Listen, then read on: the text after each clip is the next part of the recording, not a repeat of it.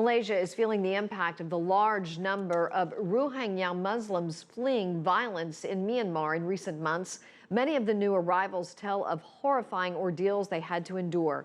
CCTV's Ryan Meltzer reports many say they had no option. They live crowded together in squalid conditions.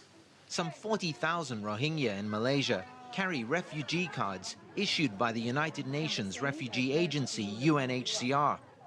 Possibly just as many have yet to be registered and live in fear of being detained and deported. Activists say that in recent months, as many as 18,000 have arrived, desperately straining the community's limited resources.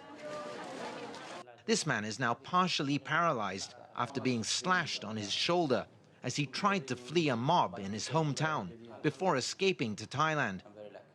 We were in the jungle. The human traffickers beat people severely. Some died there in the jungle. Some of us managed to escape. Thanks be to God, I made it to Malaysia. This man boarded a boat in Thailand with more than 400 others. After 20 days and 25 days, already 55% has been dead due to crashes of the water and also mass beating of the boatmen. After death, they throw on the ocean. Those who make it to Malaysia find themselves in a legal limbo. With Malaysia not having ratified the UN Convention on Refugees, they cannot work legally or send their kids to school.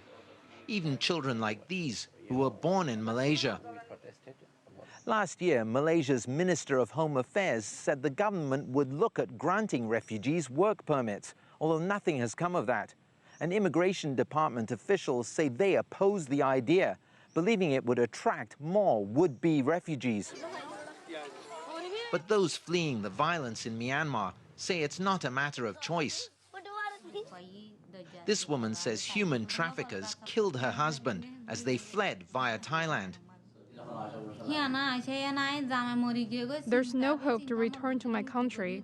Following the death of my husband, I'm feeling so anxious, always worrying about my children, about how to save them. There's no choice.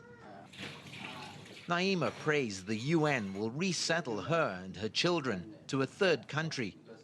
But that remains a distant dream, with some still waiting up to 3 decades in Malaysia in vain hope of resettlement. Ryan Meltzer, CCTV, Kuala Lumpur.